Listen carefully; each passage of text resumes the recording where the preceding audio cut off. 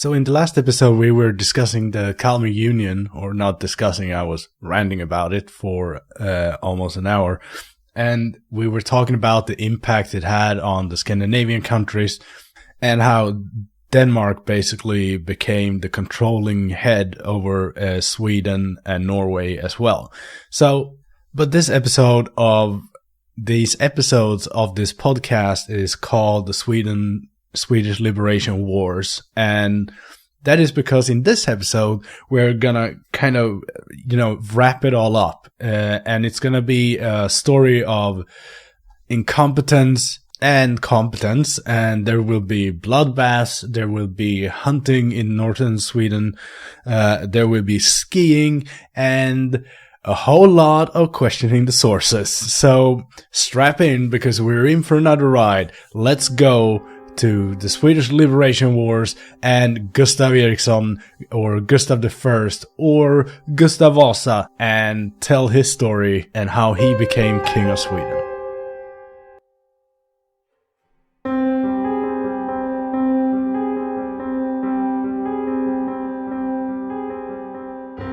And welcome back from that little intro sequence there. My name is Tardolf. I'm the host for this podcast, which is my own little pet project that I call the TimePod. So in this episode, we can recap a little bit from the last episode, because it's been a little while. It's been the holidays and I've been sick and stuff like that, which have made this episode be way more belated than I was hoping for. I was actually hoping for getting this one out rather quickly after the other one. But to recap a little bit about the Kalmar Union, it's basically that Denmark, through various systems political systems in the various nations like Sweden and Norway, was able to basically seize all control, switch out the other countries or the other nations' nobility, and put their own nobility within the power structure of those nations. So basically, Denmark went to Sweden and gave Danes all the castles and areas and land, so that they would vote for the next king in succession. We would be, they would make sure that it was a Danish king, basically. So during these years that we're talking about, which is the late 1300s to the early 1500s, is basically that Sweden, we're talking especially Sweden now, did not have you could not inherit the throne. So you were basically voted for by the nobility to inherit the throne. So it was not automatically your son that was gonna get it. That's really not how it worked, because what you could do was Queen Margaret, and just, present your own son and say isn't he a kind of good king for Sweden? And the nobility would vote in that child, and in that case giving Queen Margaret of Denmark all the power. So she basically played the system and making sure that she was the sole regent of the Kalmar Union, and that all the power positions was filled with Danes. But this was going to change. And when we left off the last episode, basically what happened was that Sweden was in a bit of a riot, and the King of Denmark, Christian II, decided that he was going to seize control over Sweden, which meant that he would basically invade his own allies, since, we were still under the Kalmar Union, which means that we were practically a united front. But anyway, so he walks into Sweden and marches to Stockholm in order to seize control and make sure that Denmark is the sole ruler of the region. And even if Sweden didn't have a specific ruler at the time, we did have some riots and insurgencies going on, and those were led, and that militia was led by Sten Sture the Younger, and he led the forces to Christian II's army, and they met up in Ulricehamn, and the Battle of Åsunder's Ice took place the 19th of January in 1520, which led to a Danish victory over the militia. Basically, Sten Sture the Younger also died on his way to Stockholm by his injuries. And here I would have loved to talk about how the battle went down and how the formations were, but with a lot of things from Sweden during this time, we didn't write down a whole lot, so there is no witness for it really. The only thing that we know comes from a chronicle that I'm not gonna read out because it is in Old Swedish and I really can't translate it that well. But Sten Sture was basically hit by a cannonball that jumped up from the ice and hit him in the knee. It also killed his horse. And then he was transported out of the battle and died on his way back to Stockholm. And with this militia beat, there was really nothing we could do in Sweden to, keep off Christian II. So he arrives in Stockholm, and on the 4th of November, he is crowned king by Gustav Trolle, who was the archbishop at the time.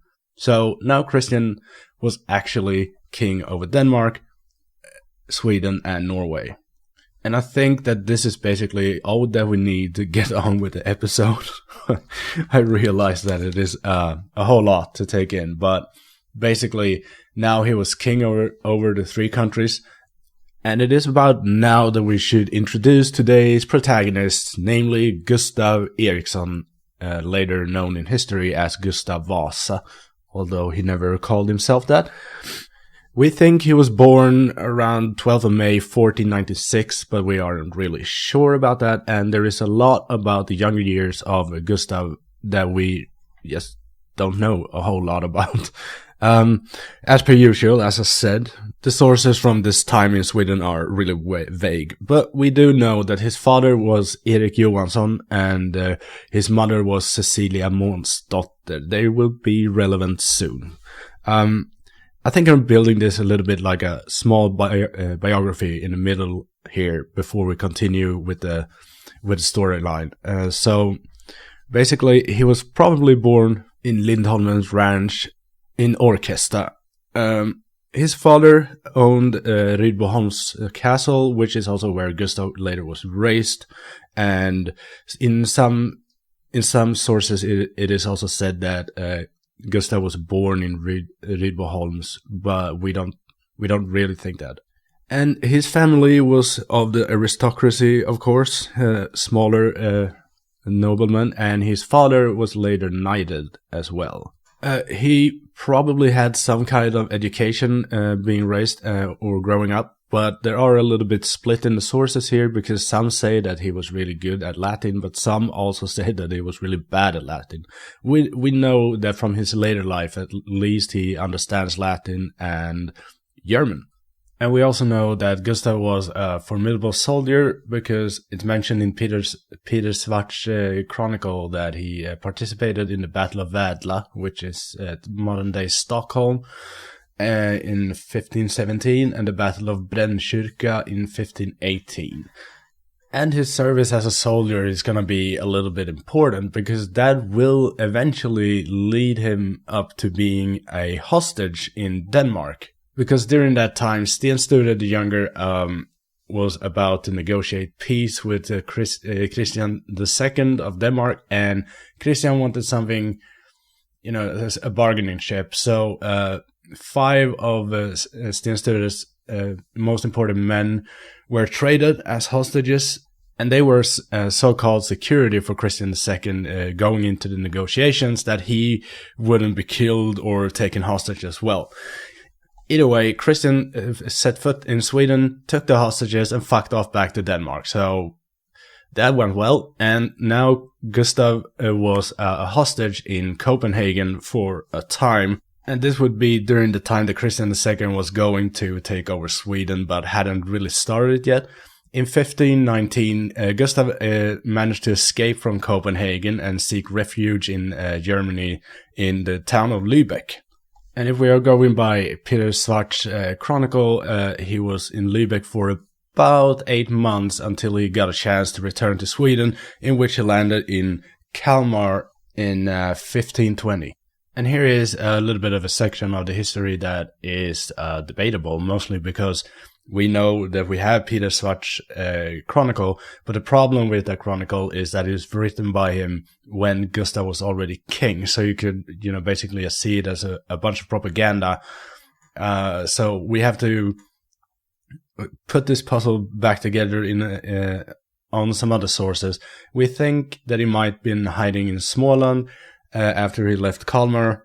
And he was just waiting for the coming peace that we were talking about before when King Christian became king of Sweden. And we know that he was in Södermanland and he visited Joachim Brahe, and Brahe was later called to Stockholm to witness that when Christian II became king.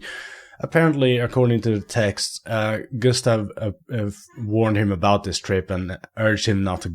But it's kind of weird doing that, because that would kind of foreshadow something that he didn't know at the time would happen. And now we go back to the 8th to the 9th of November and leave Gustav alone for a little bit, because we are going to talk about the Stockholm bloodbath.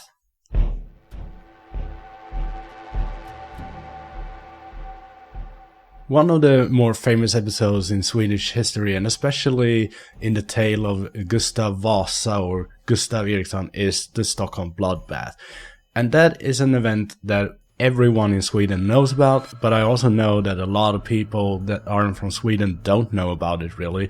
But it's kind of the cataclysm, the catalyst for the upcoming war that is about to happen, because Gustav wasn't there himself. He didn't even know that it had happened. He learned about it several days later. So, as I mentioned earlier, the 4th of November in 1520, King Christian II became king of Sweden as well. And the following days after that was a big party. It was 3 days of partying, which is kind of custom. And as you know, it's always all good and fun. You're seeing Game of Thrones and, the Red Wedding, probably. So they partied in 3 days, and after that, on the 7th of November, King Christian called all the guests over. And basically what happened here was that Gustav Trolle, together with Christian II and Christian II supporters in the aristocracy, accused everyone that was on Sten Sture the Younger side during the riot and the wars of heresy.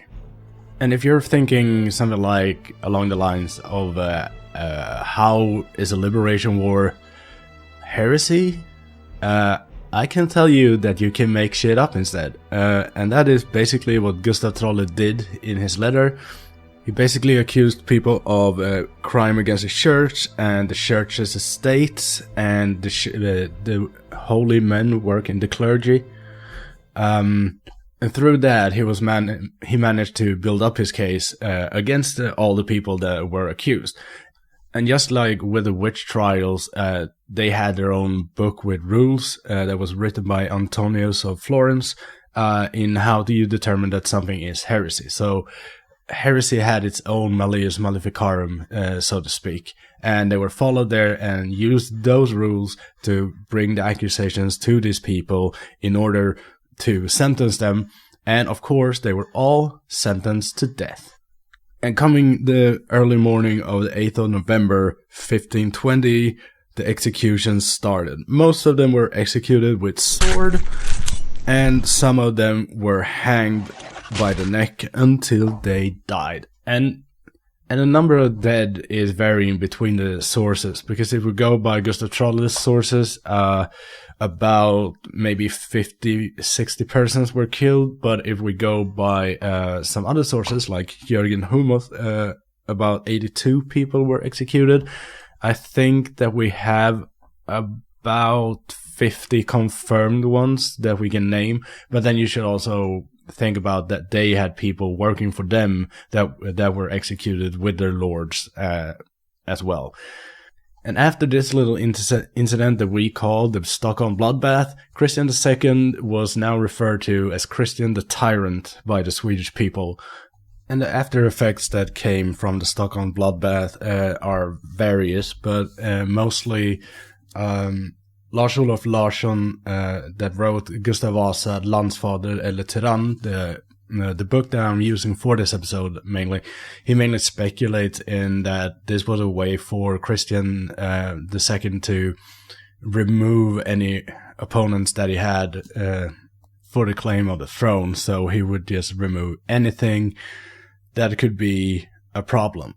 After the bloodbath, King Christian decided that he was going to return to Denmark, and behind him, kind of confident in that the Swedish crown was secure, he left about the minimal amount of troops that were needed to, secure it forthcoming. But as we all know, or well, I know, and you might be learning that right now, he didn't know about Gustav Eriksson. And when Gustav Eriksson got the notes that his father was killed in the Stockholm bloodbath and that his mother was kidnapped by Christian II, he decided to go to Dalarna and rise an army or resistance movement against the Danish king. And the reason why he went to Dalarna is, well, it's kind of well established, because that's where you get people when you want to riot against something. It happened before, like the riot by Engelbrecht's son that I talked quickly about in the last episode, but also Sten Sture's army against the Danish king mostly came from Dalarna. And it's pretty established by this point that most people in Dalarna actually have weapons, so you don't have to, arm them either. You just go up there, get the support, and you go down to Stockholm and down to southern Sweden and kick the Danish butt. And I think it is the part when he is in Dalarna that is the most, mythological about the whole story about how he became king. Because once again, we have to rely on the sources, that is basically Peter Svart's Chronicles. And as I established before, that is basically propaganda written by the king himself, more or less. So there are a couple of stories from that time that goes like, one story is that Gustav I had to hide from Danish landsknechts in a house in which a lady puts him under the floorboards, and the Danish soldiers just walked by and couldn't find him. So she basically saved him. And there is the other story that he did a skiing trip between various towns in Dalarna like Rankhyttan, Isala, Rättvik, and most famously is Mora, and then also Sälen. And this skiing trip is commemorated each year, by the way. It's called the Vasaloppet. They do it each year. Thousands of people do this skiing trip. And this is also one of those stories that are so mythological. We don't know if it happened, but it has all the ingredients for a really great adventure. He's fleeing on skis, and there are Danish troops everywhere trying to get him. And that is like everything about Gustav I is basically like reading the Odyssey or, stuff like that, or the Icelandic tales. It's very much propped up to make him look like the hero that Sweden needed.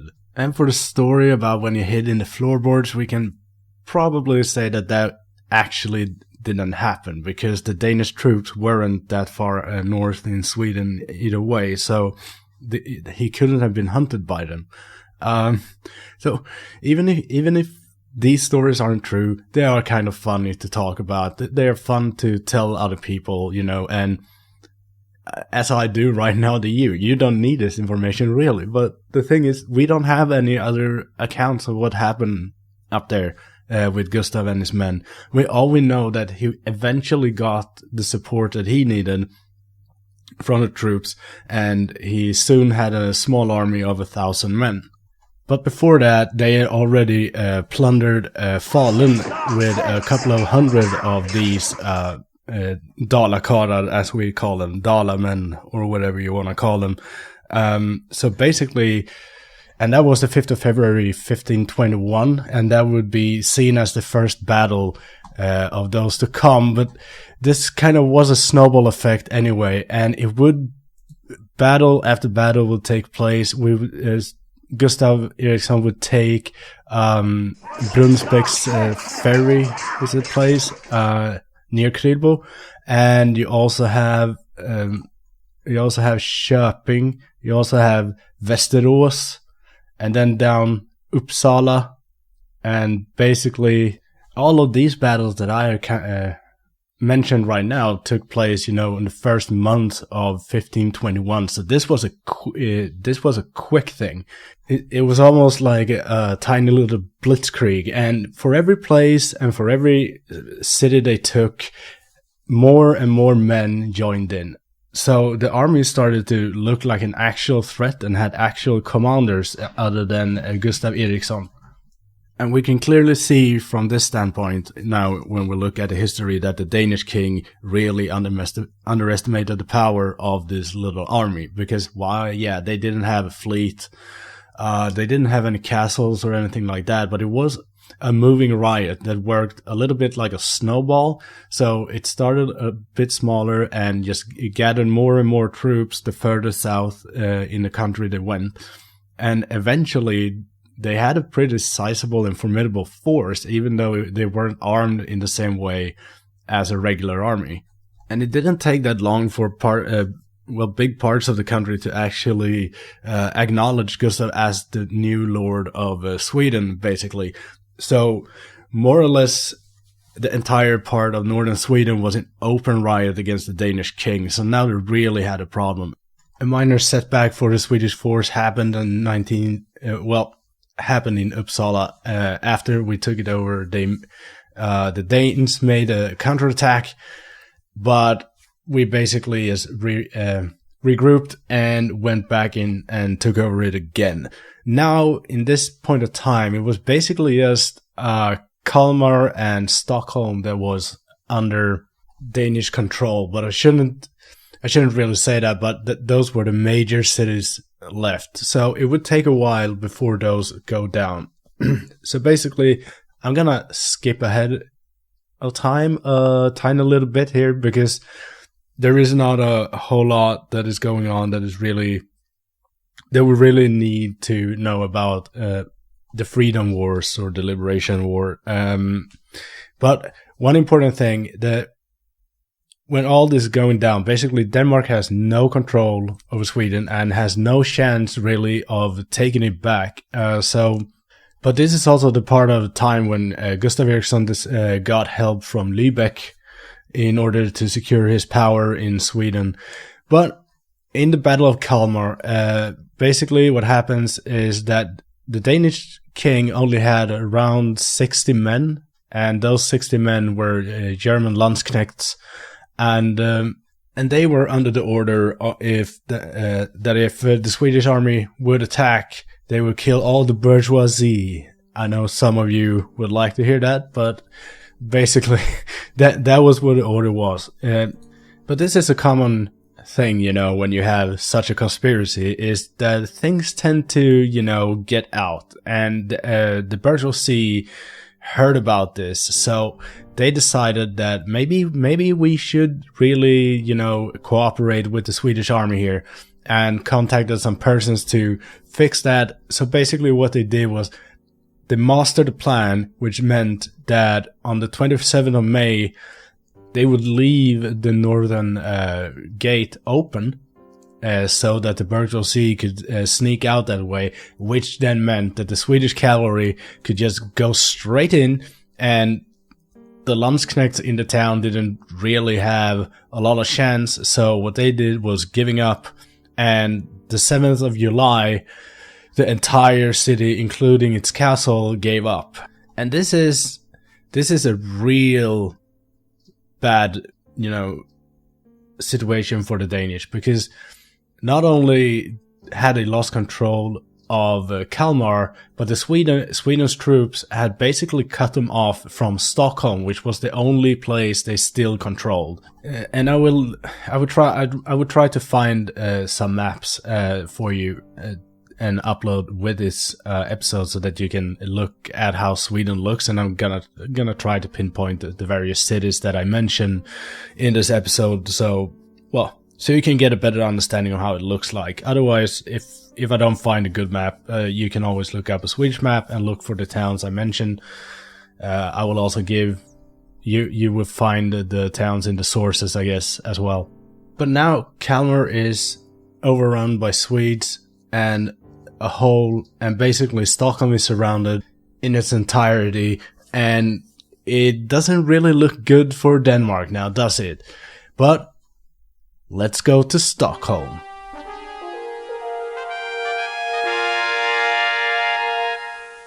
The Swedes were actually laying a siege to Stockholm together with help from Lübeck and Danzig, and one problem Sweden realized when they were doing the siege was that Sweden didn't have any ships or anything like that, so the Danes could just keep sending in food and more troops to Stockholm in order to protect it.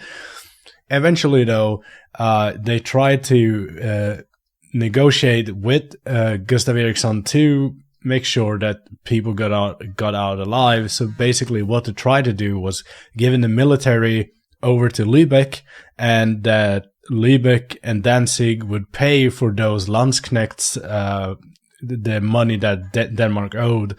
But Gustav Eriksson was not gonna have any of that, so the siege continued for a pretty long time. Eventually, though, Lübeck got their deal done, and it was written in the smallest details how they wanted this to go. So, the 17th of June, 1523, the gates to Stockholm opened up, and King Gustav was marching in an arranged and kind of over-the-top manner, just to really, really stick it to them. And now all of the ceremonies that were going to take place to really solidify this would happen in Storkyrkan in Stockholm, which is a church that you can look up if you want to. In that church, you have a really big sculpture of St. George and the Dragon, which were to symbolize Sweden's struggle against Denmark and really drive this whole thing home. It was really a memorial for Brunkeberg, the Battle of Brunkeberg, but we can repurpose things here and there just to really, really, really make sure that people understand that Gustav is now the king. Also, it was midsummer, so it was really... This whole thing is just filled with symbolism. It's ridiculous how much symbolism there is in this. And, of course, he was called the Freedom Hero, or the Hero of Freedom, if you will. And I will actually read the declaration that he gave out to declare that he was now king over Sweden, which is Vi Gustav av Guds nåd vald till Sveriges och Götes konung. Which basically is, it's a declaration of kingship. And according to the sources, it would seem that after he became king, he was kind of anonymous in the beginning, but eventually he would do what he did, and basically started making sure that people are writing his propaganda for him. So this guy, Peter Svart, that I talked about earlier, he was actually hired to do that specifically. So, but basically, to summarize this a little bit, we can say like this. This wouldn't have been possible if Denmark wouldn't have, if Christian II wouldn't have fucked up as bad as he did.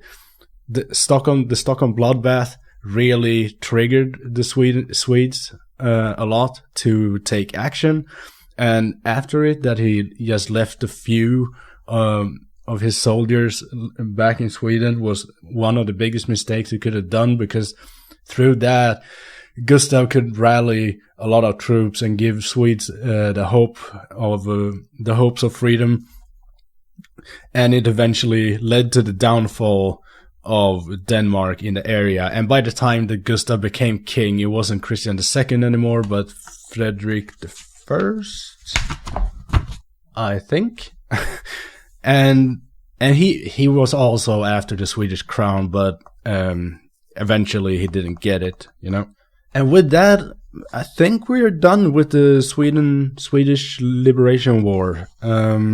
I hope you have enjoyed all the episodes, both of the episodes that I put together, and I hope you got a little bit bigger understanding of Swedish history.